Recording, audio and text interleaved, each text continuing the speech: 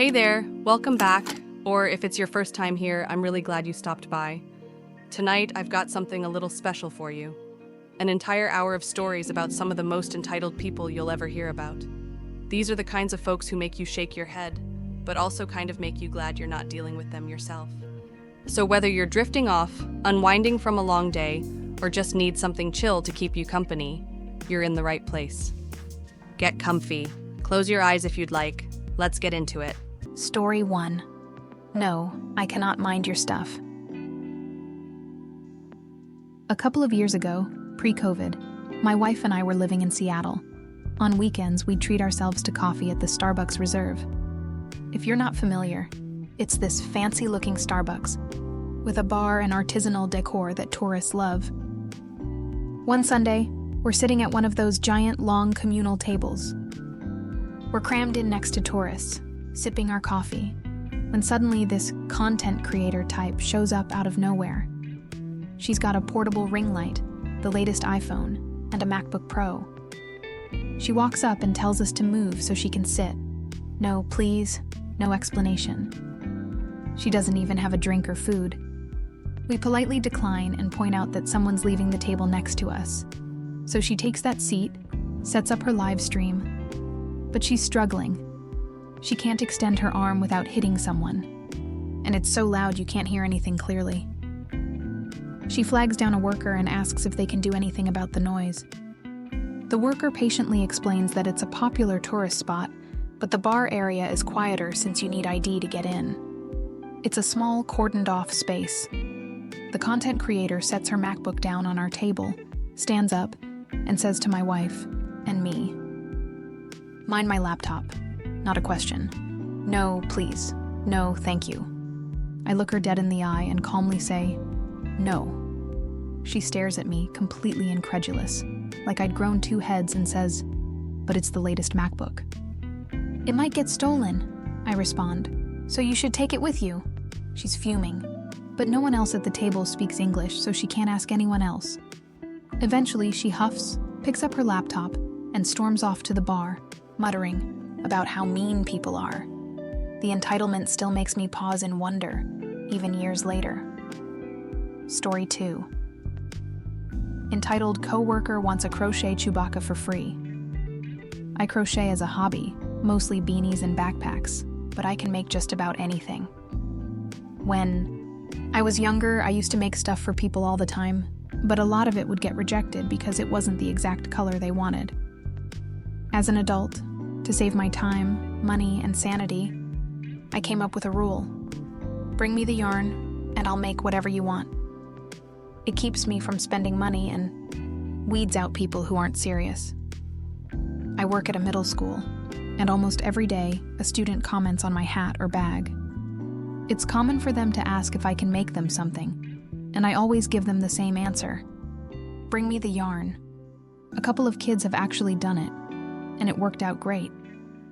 Then one day, a coworker, let's call him Mr. O, overhears me talking to a student about it. I've worked with him for years. He's a big earner, well over $100K a year, but I guess he never realized I was the one making the crochet stuff. He comes over and starts asking questions. "Can you make dolls?" "Yes, I can." "Could you do a Chewbacca doll?" "Why not?" He tells me it's for his nephew who's really into Star Wars. He's getting excited, and honestly, I was too. I start describing how I'd make the hair, the bandolier, a blaster. He's loving it. Then I give him the usual. "Bring me the yarn and I'll make it." He just brushes it off. "No," he says. He keeps going, asking if the bandolier will be removable. I circle back and tell him what colors he'll need. Browns, black, gray. Easy to find if he just Googles a picture of Chewbacca.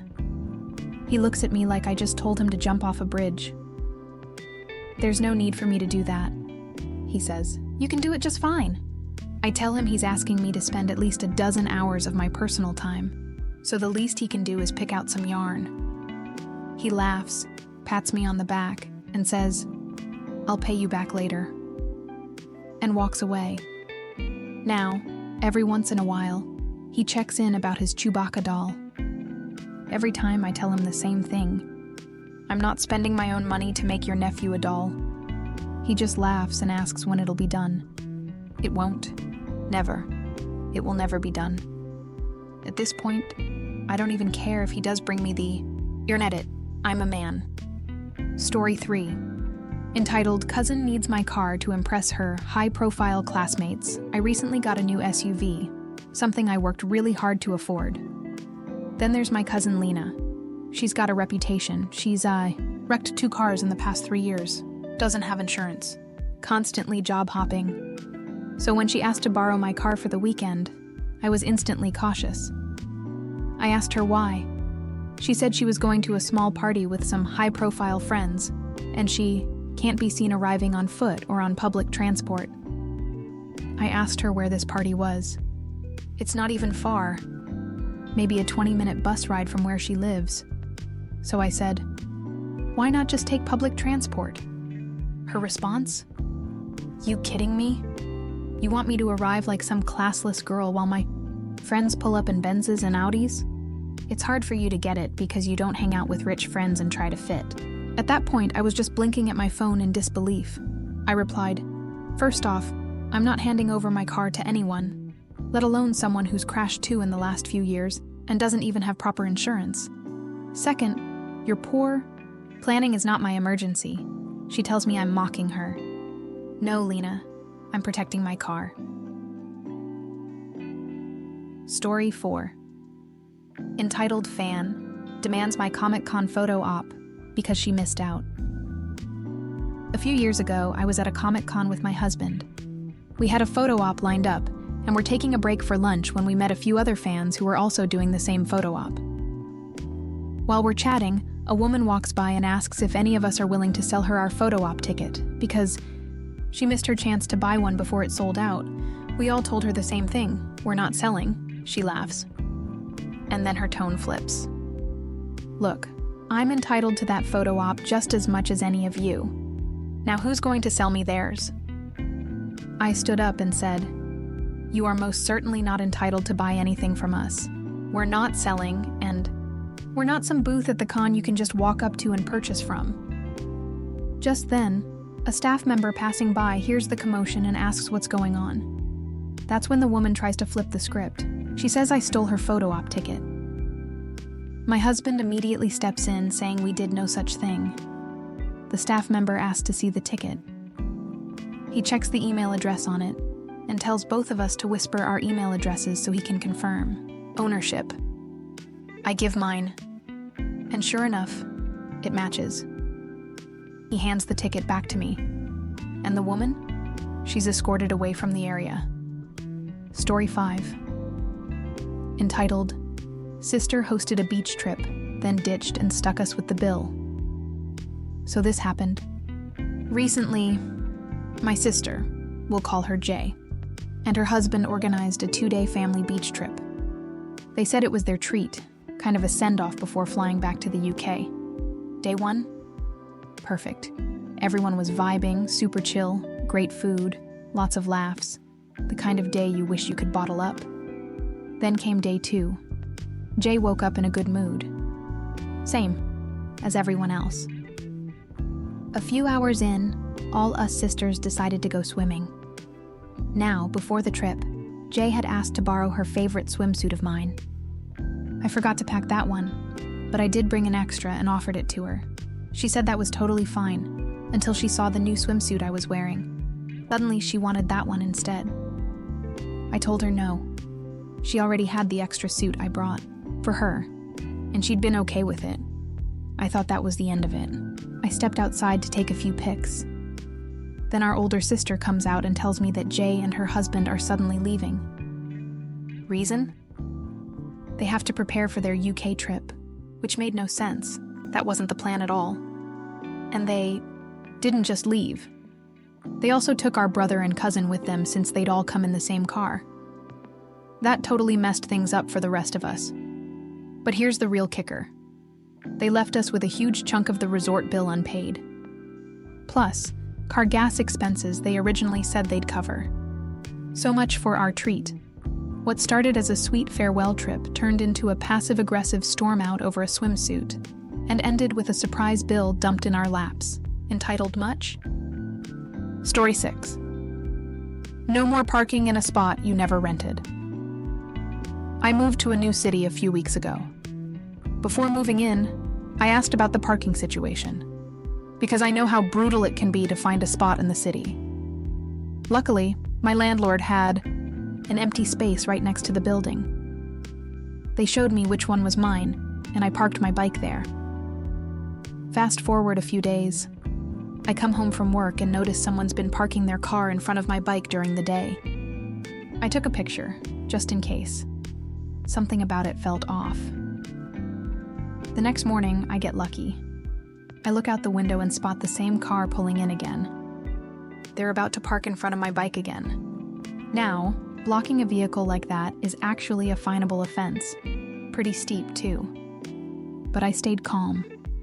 I watched them park, planning to talk to them afterward. Then I see it.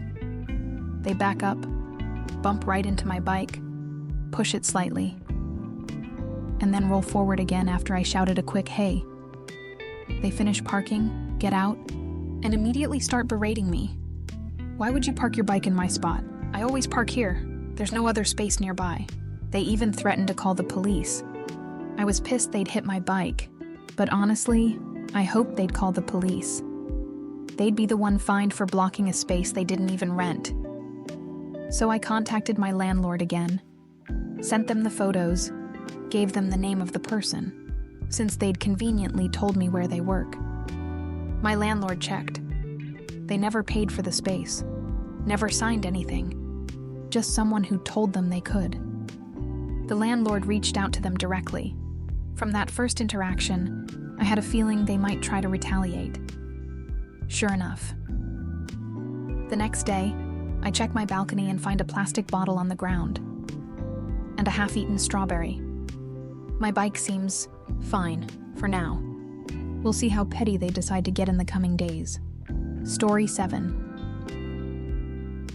I am entitled to join your photo op at Comic-Con. Back in 2019, I went to a Comic-Con, dressed in my Wonder Woman cosplay. I was beyond excited to meet Linda Carter. While waiting around, I met a few other women also cosplaying as Wonder Woman. We all hit it off right away, until they warned me about someone. Apparently, there was a woman making the rounds, also dressed as Wonder Woman, who had a reputation. Rumors were flying that she was trying to sneak into everyone's photo ops with Linda Carter if they were dressed as Wonder Woman. Eventually, she made her presence known. She walked up to me and the other 3 Wonder Women and asked, "Did you buy the photo op with Linda?" We told her that was none of her business. Fast forward to the actual photo op. We hear her talking to the line coordinator, loudly, saying she's doing the photo op with her fellow Wonder Women. She points at us, yelling, "There's my girls. What happened? We were supposed to line up together." The coordinator's coworker walks over and asks if she's with us. "No," we said. "She's not with us. We have our own individual photos with Linda." That's when it escalates. She starts screaming that we're lying. Security gets called. She tries to push past the line coordinator and security, insisting she's entitled to be in our photo ops. We ask her to leave. She refuses, screaming, yelling, causing a huge scene. Eventually, she's removed from the line and told to either purchase her own photo op or go do something else while Linda's session is happening. Later, after we got our photos, she found us again and started screaming, accusing us of excluding her. We told her flat out, "We're not friends with you. Stop pretending we are." One of the other women in costume later told us the full story. This woman tries to insert herself into Wonder Woman cosplayers' photo ops because she doesn't want to pay the photo op fee. Since that Comic-Con, I haven't seen her again, but I do still see the women I met that day. We keep in touch. Story 8. The birthday party. Mom who demanded we give her kid our piñata candy. My nephew's 5th birthday party was at the park. Everything was going great until the piñata. Once it burst, the kids scrambled to grab the candy, laughing and having fun. You know, classic birthday party stuff. Then out of nowhere, this random mom storms over yelling, "My son didn't get any. You need to share." One of the parents calmly said, "Sorry, it was first come, first serve." But that wasn't good enough for her. She actually started grabbing candy out of kids' hands to give to her son. We told her to leave. Her response? "Wow, so stingy. No wonder your kids are spoiled." Projection much? Story 9. I have cash. I'm at Dunkin' Donuts the other day, just waiting patiently while the trainee cashier finishes the order for the woman in front of me. Suddenly, this woman slides up from the side, shoves a bottle of cranberry juice toward the cashier and says, "I just want to get this. I have cash." The cashier shakes her head and tells her she needs to go to the back of the line. But instead, she turns to me and tries to cut in front. I tell her, "No, it's not happening." She snaps, "Why?" So I say, "Because we live in a society, and that society has rules. One of them is, you wait your turn, so go to the back of the line." And guy grumbled, hobbled out the door, and presumably went off to bother some other cashier at some other store. Story 10. Degraded by grating cheese at a restaurant. I work at a popular corporate Italian restaurant, famous for soups, salads, and grating cheese at the table. It's part of the experience. So this couple comes in, both in their 20s. The girl? Super nice. The guy? Something just seemed off. He looked anxious, like he didn't want to be there. They order soup for their first course. I bring it out and ask, "Would you like some cheese?" The guy says, "Oh, I want a bowl of cheese. You should be used to grating it in the back." I'm confused. I tell him I'm happy to grate as much as he wants, right at the table. He goes, "You're gonna do it at the table?" I offer to bring some packets, the kind we use for to-go orders.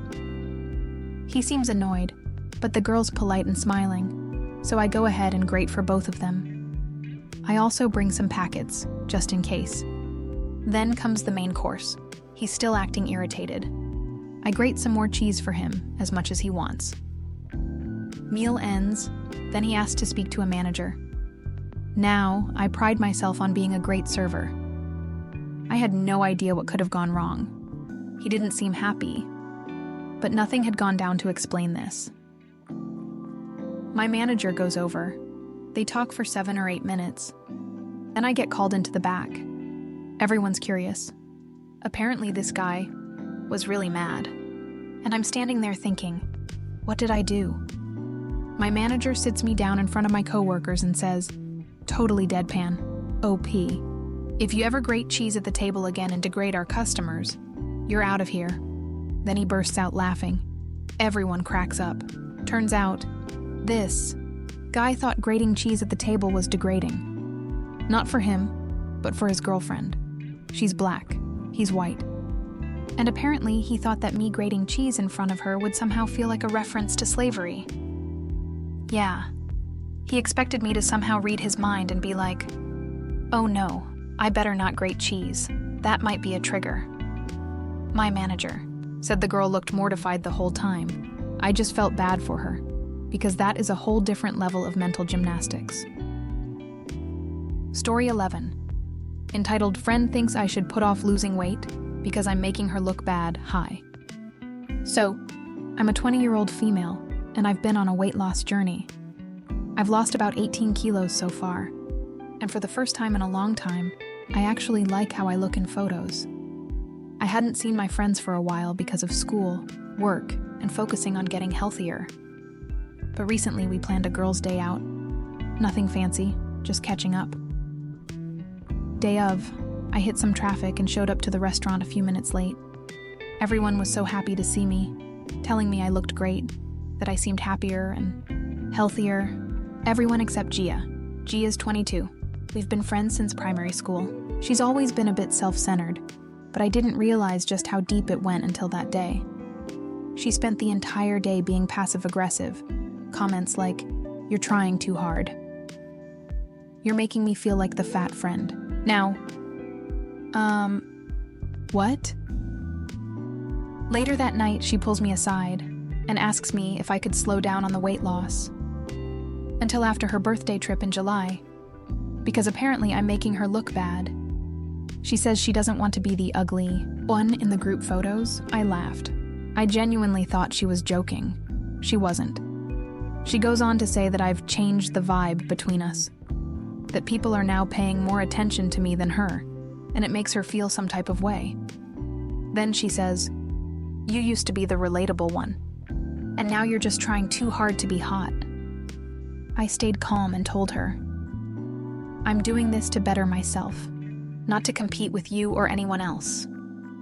She got upset and yelled at me. "You're being selfish. You're putting looks over loyalty.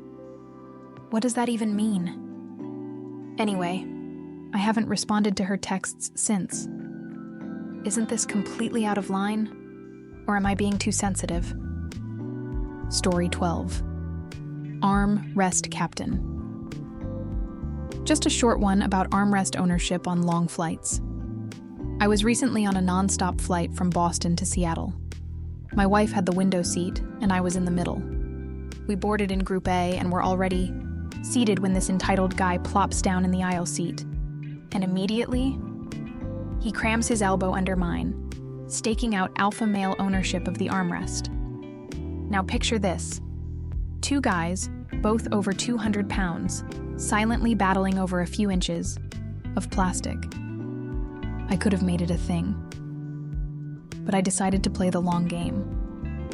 Once we were in the air, I relaxed, then gently rested my arm right on top of his and started caressing his hand. He jerked his hand away and sat the rest of the flight with his arms crossed. We could have just shared and been civil about it, but no, so I went full contact. Story 13.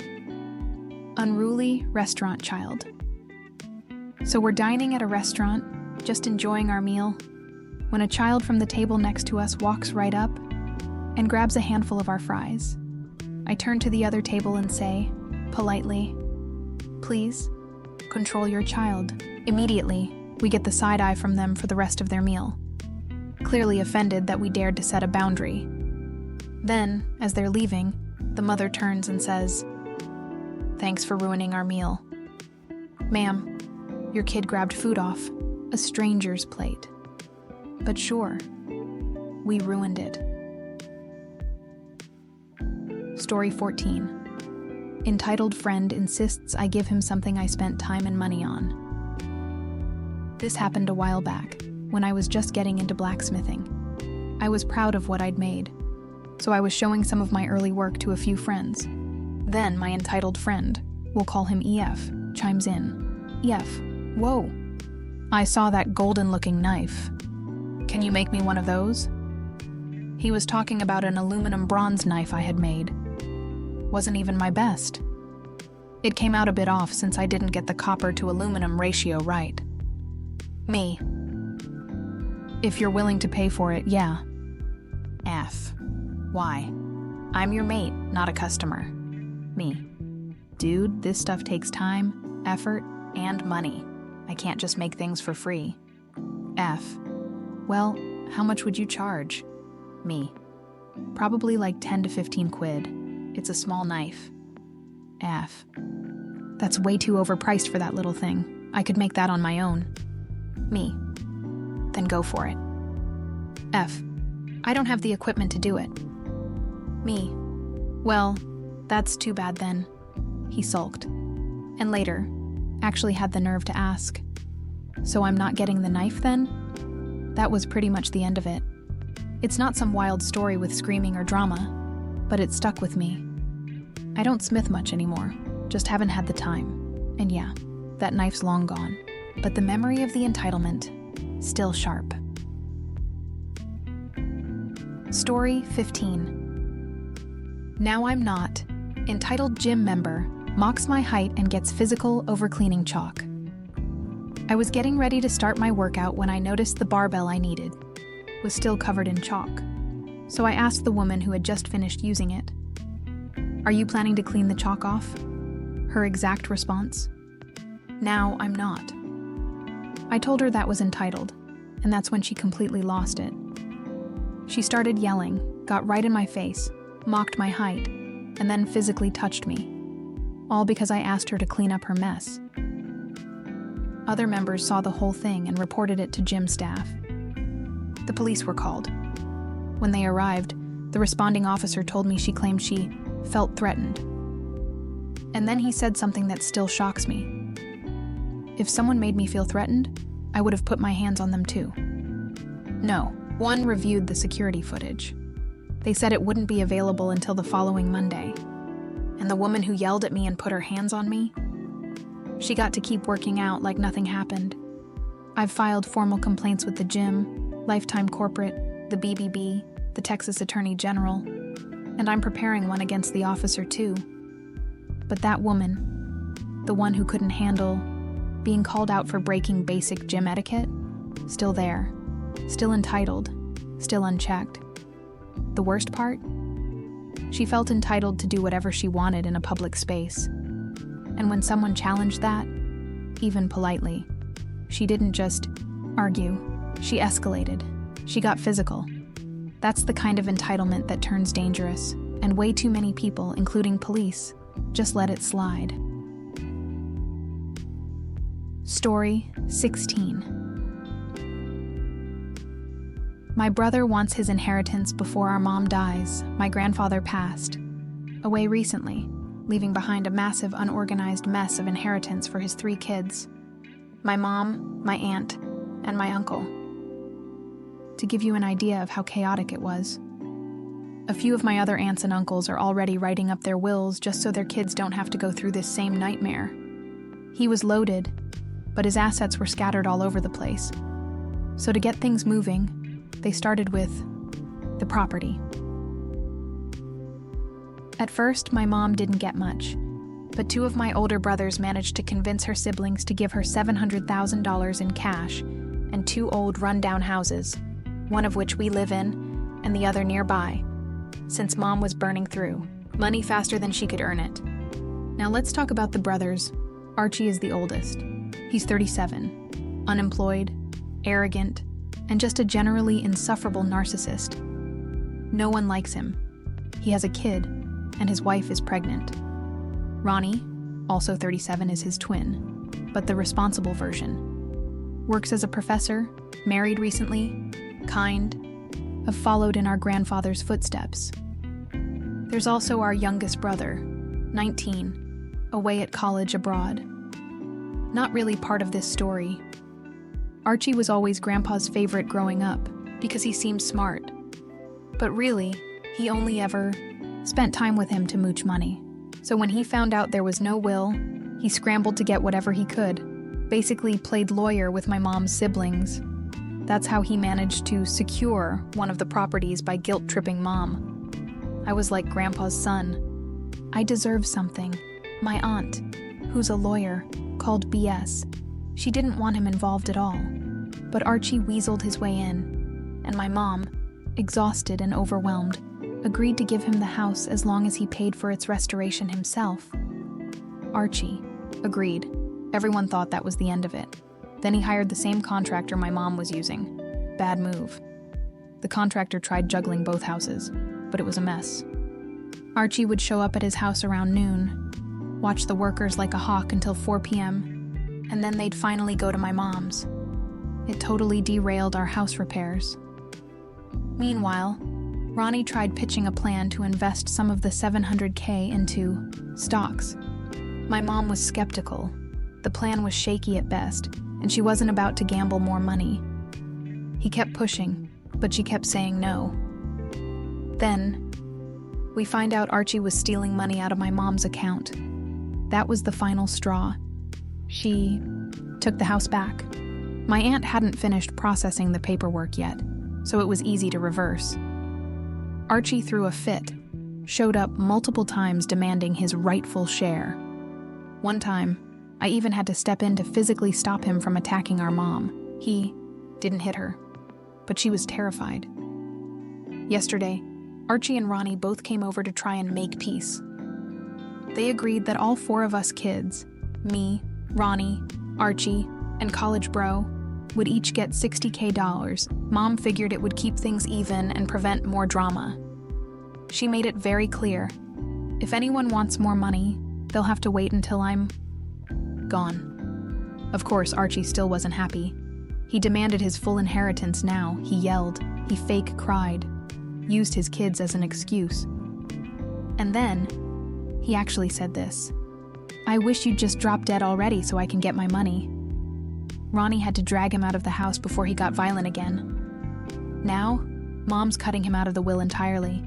She's putting her affairs in order, got me managing the bank account, and is looking into a security system to keep Archie away for good.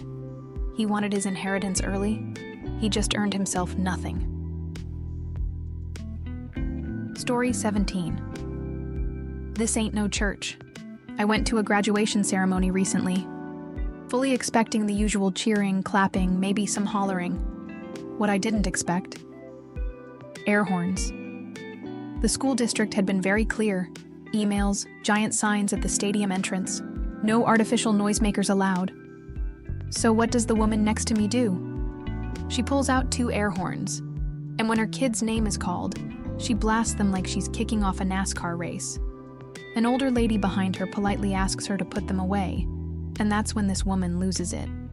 She starts insulting this older lady and yells, "This ain't no church! It's gonna be loud!" Yes, Trishella, but you almost blew out my eardrum. For the record, the older lady stayed perfectly polite, until she got barked at for just asking someone to follow the rules. As for me, I rolled my eyes, muttered something to my partner about white trash and trashy new money in that area, and tried to ignore the rest of the chaos. Story 18. Cousin made me pay for my own wedding accommodation, while covering everyone else's because I have more money. I'm so mad I could scream. My cousin is getting married next month and asked the whole family to book rooms at this hotel near the venue. She sends out a group message. Make sure to reserve your rooms. They're $180 a night.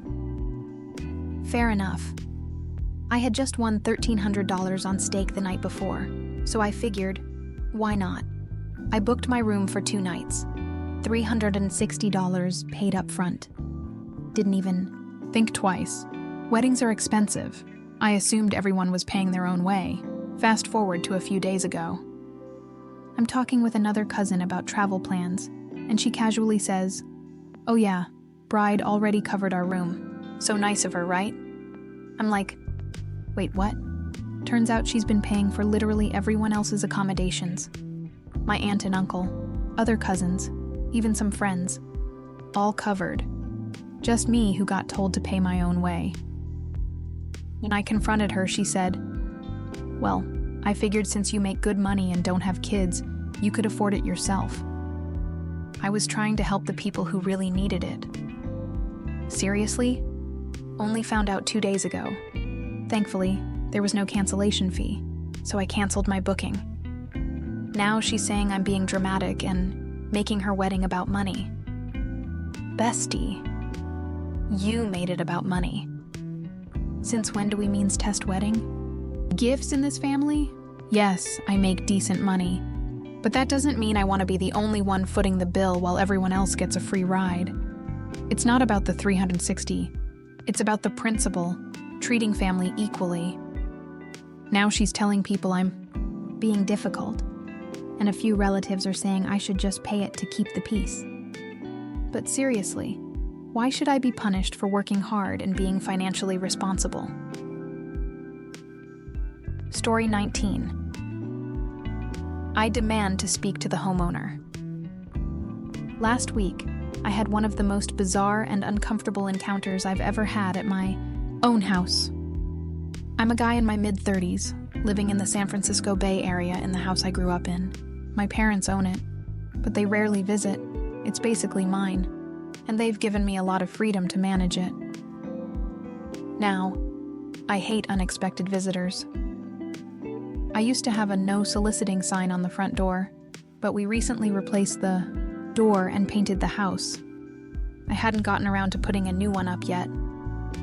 Anyway, I pull into the garage, back into my spot, and I'm sitting in the car checking something on my phone. That's when this young woman, probably 18 or 19, walks into my garage and up to my car window. I'm startled. She opens with, "Don't worry, I get startled all the time." I totally understand. Okay, weird start. She says she wants to speak to the homeowners about solar panels, and I tell her I'm not the homeowner. Then she asks, "Are they home?" "No." "When will they be back?" "They don't live here." "Are you a tenant?" Here's where I made a mistake. I said, "My parents own the home, but they don't live here." Suddenly, she starts pressing for my parents' contact info. I say no, but I'll gladly pass along her info if she has a business card. She insists, "I'm not offering a service. I just want to consult with the homeowners." "Yeah." "What?" "Tell her again." "No, I won't be giving out their contact info, and if they're interested, they'll contact you." Then she starts in with this bizarre rant. "Dude, I'm not the one who'll be installing the panels. I'm not even from around here. I'm from Minnesota." As if that explains anything. I ask who she's working for, if she's with a utility company, because she even asked if she could go look at our electric meter. She repeats the same vague line about collecting info for a brochure and how our house was pre-approved, whatever that means. I glance at her badge. It's a Google lanyard. No name tag, no clear company branding. And I'm getting really uncomfortable. She's in my garage, at my car window, refusing to leave, demanding personal information. If the roles were reversed, and I were the one doing this to a young woman, people would be outraged. Finally, I tell her one last time, "I'm not giving you any information. You can leave your company name and I'll pass it on to my parents." Eventually, finally, she walks off. But as she's leaving, she turns around and says, "Someone else is going to come by your house later." Said it in this weird, almost threatening tone. No one's shown up since, but still, I've since put a new no soliciting sign on the door. But I still have no idea what to do if someone walks into my garage again and refuses to leave. Next time, I'm not hesitating. I'll be calling the police and letting them deal with it. Story 20. A true tale of office supply tyranny. I've been working at this marketing firm for about 3 years now, and for the most part, my coworkers are great, except for Diane. Diane sits 3 cubicles down from me. She's been here 15 years, and she makes sure everyone knows it. Constantly, reminding us of her seniority, acting like it gives her special privileges. But the thing that's been driving me up the wall lately? Her bizarre obsession with office supplies. Last Tuesday, I needed a stapler for an important client presentation. Mine had mysteriously disappeared from my desk the week before, already suspicious. I went to the supply cabinet. Empty. Not a single stapler, even though we'd just had a supply delivery the day before. I asked around, and someone from accounting mentioned seeing Diane carrying a box to her car at lunch. Later that day, I casually strolled by Diane's cubicle, and what I saw stopped me cold. Behind her desk, partially hidden, was a full-on mountain of supplies, at least 6 staplers, dozens of notebooks, piles of pens, even 3 of the new wireless mice that IT claimed were on back order. The next morning, I quietly mentioned to our office manager, Jen, that I couldn't find a stapler. She sighed. "Let me guess. You need other supplies too?" When I nodded, she lowered her voice. "This happens every quarter. Diane takes everything and claims she needs backups for her important projects. I've already ordered more, but it'll be next week before they arrive." Then yesterday, things finally came to a head. I was prepping for a client meeting when the printer popped up, toner low. I go to grab a cartridge. Of course, none left. Meetings in 30 minutes. So, I go to Diane's cubicle and politely ask if she has a spare toner cartridge. She looks at me like I asked her to hand over her firstborn. Why would I have printer toner? That's ridiculous. Then her phone rings. She turns, bumps her chair into a tote bag under her desk, and I clearly see 3 toner cartridges inside. I kept my cool. After her call, I say, "Diane, I can see the toner cartridges in your bag. The entire office needs supplies to do their jobs, not just you." She goes red in the face. "I've been here for 15 years. I need these supplies for my special projects. You newcomers don't understand how things work here." By now, a small crowd of coworkers has gathered. Jen walks up, sees the horde, and says, firmly, "Diane, we've talked about this. Please return the supplies to the cabinet, immediately." Diane huffs, mutters something about ungrateful coworkers and no respect for seniority, then reluctantly hands over 1 toner cartridge. Later that day, HR sends out an email. A new supply checkout system is being implemented, effective immediately. And the janitor? Installing a lock on the supply cabinet. Best part? This morning, I walk in. Diane's cubicle? Empty. A small note from our manager says she'll be working from home indefinitely. And suddenly, the supply cabinet is full again. Everyone's missing items have reappeared. Turns out, Diane wasn't just hoarding office supplies. She was running a one-woman empire of entitlement. Story 22. Private property is not public land. My husband and I live in a semi-rural area in the Texas Hill Country, and we truly love it. We built our dream home out here, and over the years, we've bought up the undeveloped lots on our block to keep things peaceful, natural, and a haven for wildlife. But unfortunately, not everyone respects that. We've had to put no trespassing, private property signs around the perimeter because random people will just wander through like it's a public park. Just seeing what I can find. Honestly, next time I catch someone, I'm tempted to ask for their address so I can go stroll through their yard and see what I can find and take. Recently, we were out on a morning walk, nice, cool weather, and saw a couple walking ahead of us with their son, who looked about 12. As we got closer to our house, we saw the boy suddenly step off the path and onto our property. The parents just stopped and waited for him, like it was no big deal.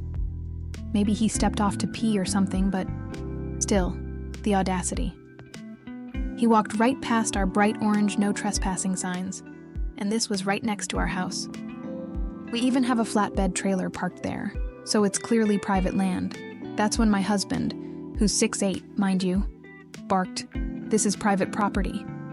The parents were startled, quickly called the kid back and apologized. I have to admit, I chuckled a bit.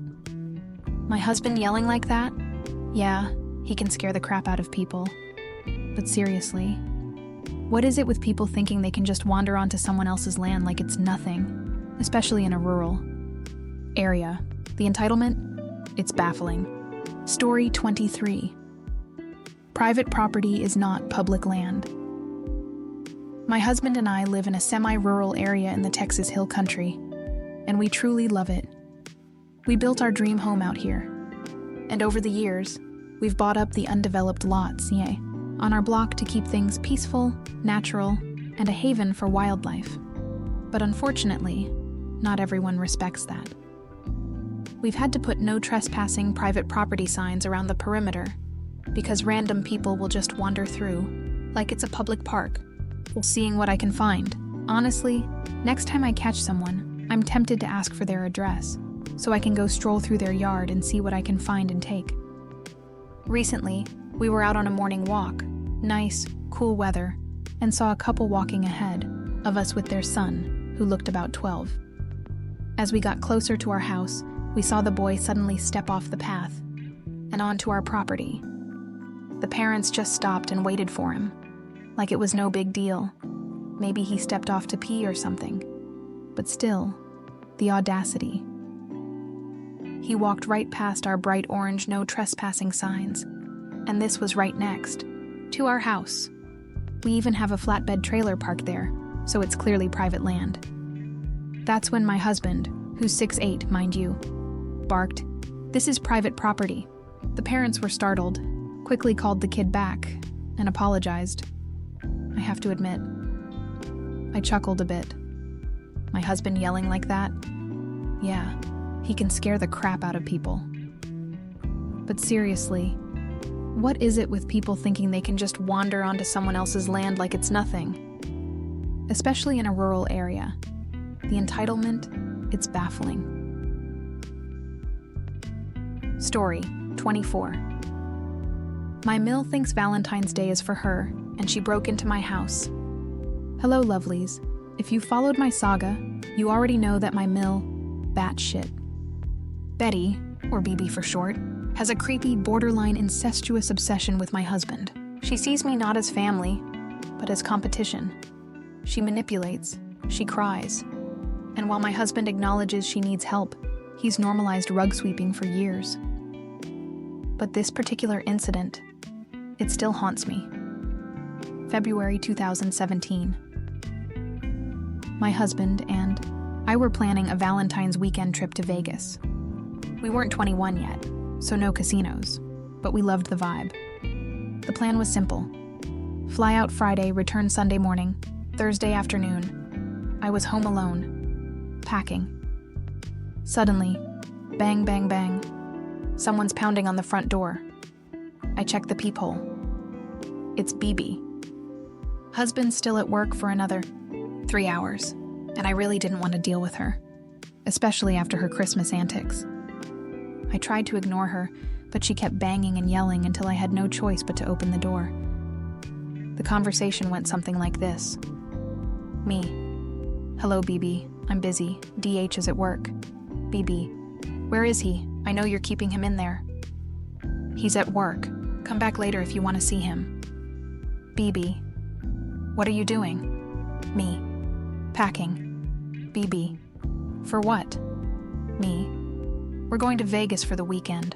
BB. What do you mean? DH said he was spending Valentine's weekend with me.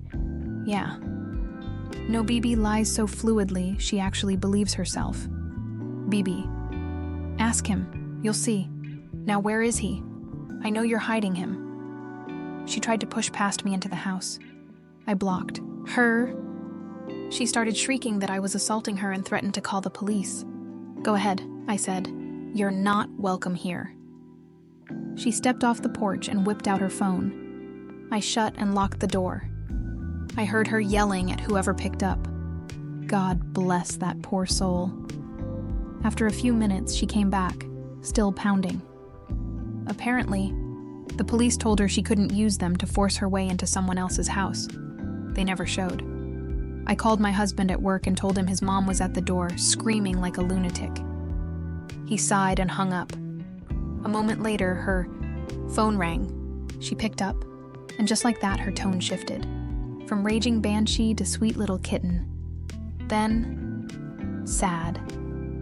Like her feelings had just been crushed. She left. I thought it was over. It wasn't. When my husband got home, he was pissed. Why? Because she told him that I had invited her to Vegas, that she and he were supposed to spend Valentine's Day together, without me. She told him I was trying to replace her, and that he had ruined their weekend. I was stunned. That's not what happened. I told him everything she said, that she claimed he was spending the weekend with her, that she thought I was holding him hostage, that she tried to break in and called the cops. He got even more furious. He called her, confronted her, and she wailed so loudly I could hear her from across the room. He hung up. We ignored her calls that night. We went to Vegas and had a great time. But when we got home, front door was wide open. My husband panicked and ran in to check his gaming setup. Expensive PC, consoles, vintage systems. Everything was there. But in the bedroom, my stuff had been rifled through. Drawers open, clothes on the floor.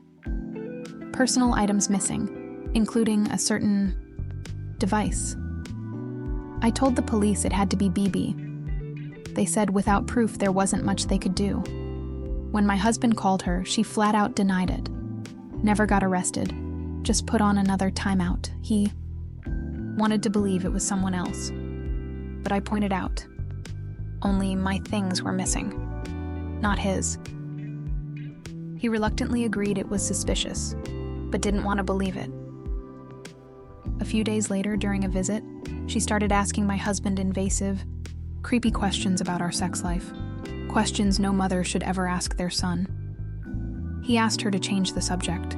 She dropped it, for now. This woman thinks Valentine's Day is about her. She broke into our house, stole my belongings, and still played the victim until next time, lovelies.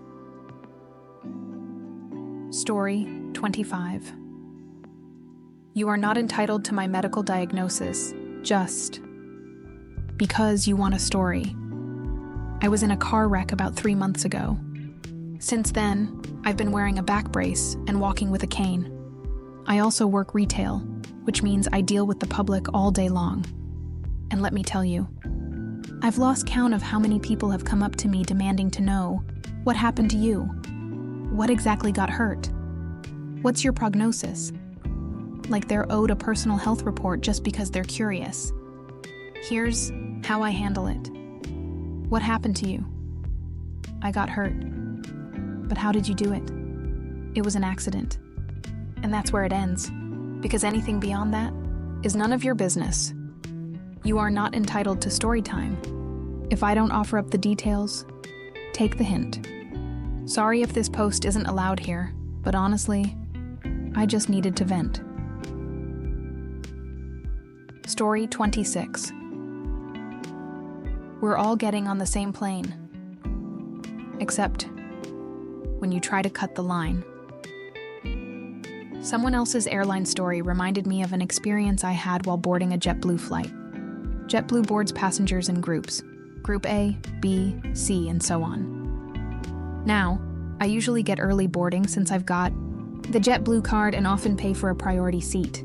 But on this trip, I'd used points to book my flight. So I was assigned Group D boarding starts. The line is long, and I'm standing patiently when suddenly, this woman cuts right in front of me. She looks me dead in the face and says, "We're all getting on the same plane, right?" I glanced at her ticket, Group F, 2 groups behind mine. In theory, she wasn't wrong. We are all getting on the same plane. But I was too tired to argue. And honestly, I wanted to see her embarrass herself. Quick pro tip. If you want to board early without qualifying perks, travel with a friend or pretend to be a couple. I've had friends stand in line with me pretending we're partners, and it works almost every time. Anyway, we finally reach the front. She scans her phone and gets denied. Flight attendant, "Ma'am, this is Group D, not Group F." Woman, "But we're all getting on the same plane. FA, this is Group D." Woman, "But I'm already at the desk. Why can't you make an exception?" Faftya, "I've repeated Group D several times. You are not Group D." Then she tries to throw me under the bus. Well, this gentleman let me go ahead of him. FA turns to me. "Sir, do you know this woman?" Me, "Nope." The FA takes my paper ticket and scans it. "I hope you have a safe flight, sir." Then she turns back to the woman. "Ma'am, you need to wait until your group is called. If you do not move, we will have to call authorities." I couldn't help but chuckle as I walked past her. Lesson of the day: entitlement won't fly. Story 27. Entitled Woman Harassed Me in My New Car. This happened over a year ago. I was parked in my brand new SUV, sitting with my mom after we'd left a thrift store. We were just chatting. Nothing unusual. Then this woman walks up and knocks on the window. I roll it down, thinking maybe she needs directions or help or something. Nope. She says, "Can you give me $100? I laughed, thought she was joking. She wasn't. "Why not?" she said. "You look like you can afford it." "Lady, the only reason I even have this car is because I needed something reliable for work and medical appointments. Because I'm disabled." At the time, it cost about the same to lease a new SUV as it did to buy a used car. So I went with the option that gave me more protection from surprise repairs. I couldn't care less about looking like I have money. I'm not rich. You want to know how I made that down payment? My dad died. He left me just enough to get into a decent, dependable vehicle. So no, random lady in a parking lot. I'm not handing over $100 just because you think I look like I can afford it. I'd trade that car in a heartbeat to have my dad back. Story 28. When family time became free at work on Christmas. Hi all. First time poster here. This happened a couple of years ago. I'm a software engineer in a family full of people who aren't exactly tech savvy. So naturally, whenever we'd get together, especially for holidays, I'd be the one helping with their computers, phones, or whatever gadget they got that year. For a while, I didn't mind. Setting up a phone here, tweaking some settings there, no big deal. But then came the year of the desktop migration. My uncle asked me to move his entire computer setup, desktop, monitor, cables, everything, from one room to another. He wanted me to rewire the office, update his operating system, and install all the new software. Meanwhile, everyone else was enjoying Christmas. Eating, drinking, relaxing. Me, I was doing unpaid tech support for several hours.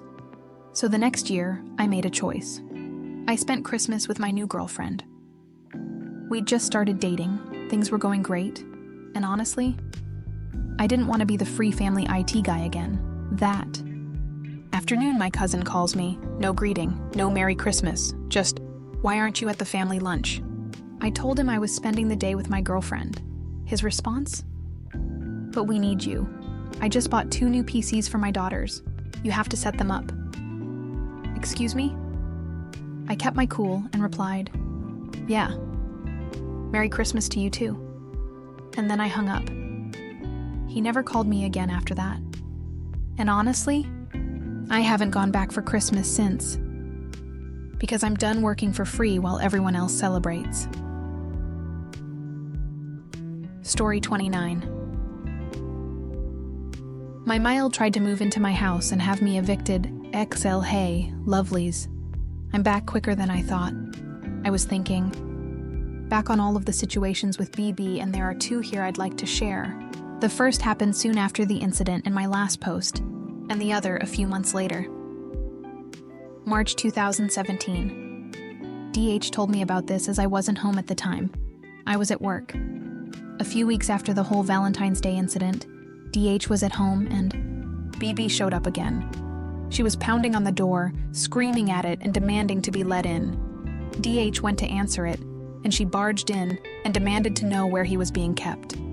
DH: "Mom, what are you talking about?" BB: "Tell Mommy." DH: "Where does she keep you?" "I know she is keeping you in here and you can't leave. Do you need help escaping from that witch?"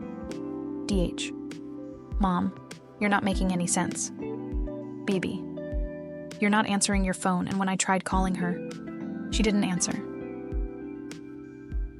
DH: "OP is at work. She took an extra shift. I didn't know you called. My phone is on the charger in the bedroom." BB: "Is she abusing you, baby? I can help you if you let me." DH: "No." BB: "So why won't she let you see me?" DH: "She doesn't. Let me do anything. She doesn't control me. And she's not abusive." DH told me he had had enough by this point, asked her to leave, and sat back down on the couch to resume playing COD. What happened next had me physically gagging as he was telling me about it. She bounded over to him like a prancing deer and sat in his lap and giggled. His mic was on, and his whole team could hear as she pulled his head against her breasts and call him her good boy. The act had surprised him so much that he sprang from the couch, throwing her down to the floor. His team was laughing hysterically as he was yelling at her and chasing her out of the house. swinging the Xbox controller like a madman. To this day, what few of his gaming buddies from those days that remained still poke fun at him over it. Anyway, that was story 1. On to story number 2, per the title. She tried to kick me out of my own fucking house. June 2017, and DH was still in med school at this point and suffered a torn ACL in his knee. He had been going to the gym regularly to stay in shape and live a healthy lifestyle, but the rigorous training caught up to him. When I got the call, I hauled ass to the hospital, still in my work clothes. I was given the entire rundown of what I would need to do to aid him at home, maintain his appointments, administer his meds if needed, massage techniques to promote healing, etc. DH was given 6 months to a year to fully recover from his injury, and it left him in a deep depression. He decided to give up med school. This was unpopular with a lot of his relatives, but it sent BB into a tailspin. Lovelies. She freaked. And I mean freaked. Imagine that meme of that woman who screamed, "No," when Donald Trump was elected the first time. It was just like that. BB, how could you do this? You are ruining your future. DH, I can do something else. I don't want to become a doctor. You wanted that for me. BB, did OP put you up to this? It's all her fault. I swear this woman never misses a chance to demonize me. I went to hide out in the bathroom because my IBS was flaring up being near her. That was a fun 4 hours. Not. DH was put on a limited schedule to make healing easier on him.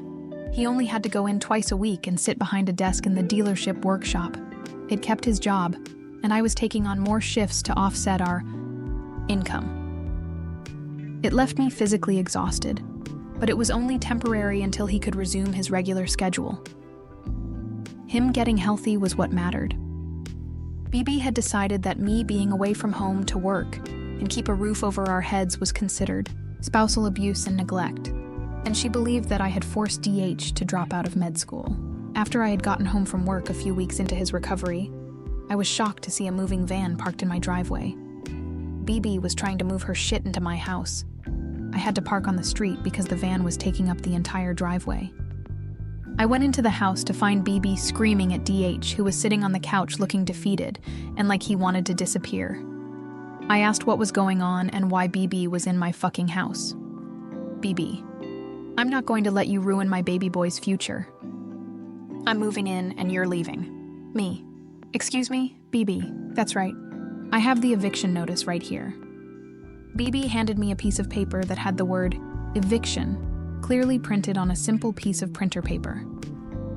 There was no letterhead or formal notice.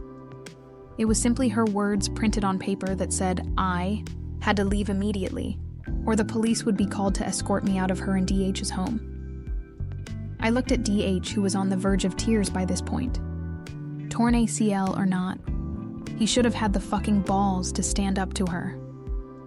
I was exhausted and just wanted to take a shower and get some sleep as I had work the next day, but I was forced to deal with this situation. I looked at BB, who was looking smug. I looked at DH, who wouldn't make eye contact with me. You ever just decide to let someone hang themselves? Yeah, I called her bluff. I looked back at BB and smiled at her. She genuinely seemed unnerved by this, especially when I told her to call the police. She took out her phone and called them. The lies she spewed had me reeling. She said I was abusive, controlling, and I had purposefully injured him to make him quit med school, that I was illegally in her house, and I was refusing to leave. I made it a point to grab a beer out of the bridge, to walk past her into my living room and sit down in a chair, put my feet on the coffee table, she hates this, and crack open that beer and take a sip. I took the TV remote and began flipping through the channels, just to be petty. When the police arrived, I said to BB that if she was going to move in, then she needs to make herself useful and open the door. I had a long day and wanted to put my feet up. Yeah, I was being extra bitchy. I don't care. She let the police in and guided them into the living room and pointed at me. BB, that's her. She's refusing to leave my house.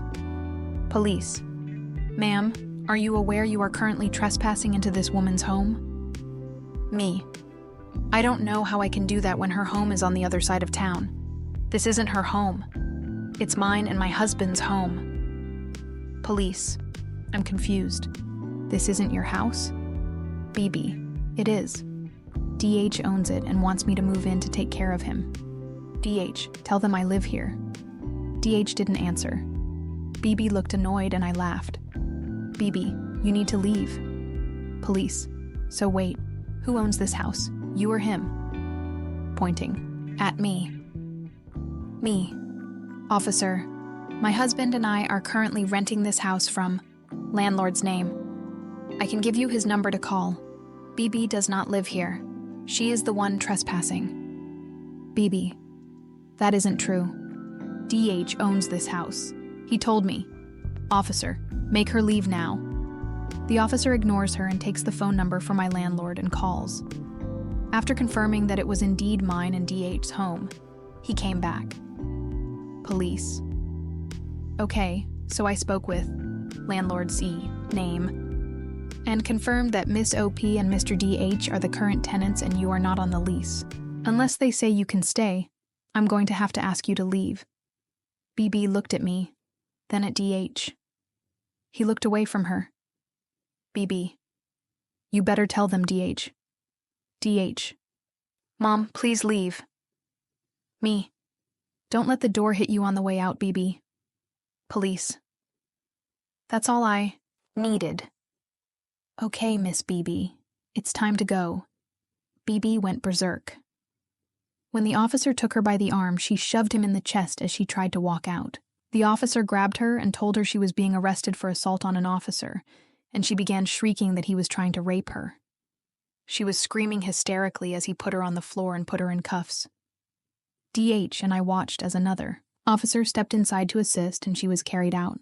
She was kicking and spitting at the cops as she screamed bloody murder. She got charged with resisting arrest and assault on an officer. She only spent a night in jail and got let out on bail after seeing the judge. She canceled the moving van, and they had to haul her shit back to her house.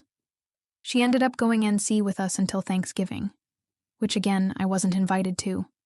A few quiet, peaceful months. And that's all for tonight's stories. If you're still with me, I hope you're feeling a little more relaxed, maybe even ready to drift off. It's always wild hearing what some people think they're entitled to, but I think it reminds us just how important kindness and boundaries really are. If any of these stories stood out to you, I'd love to hear your thoughts in the comments. Which one made you shake your head the most? And if you enjoyed spending this time with me, feel free to give the video a like or hit subscribe so you don't miss the next one. I've got plenty more stories coming your way. Sleep well, take care, and I'll see you next time.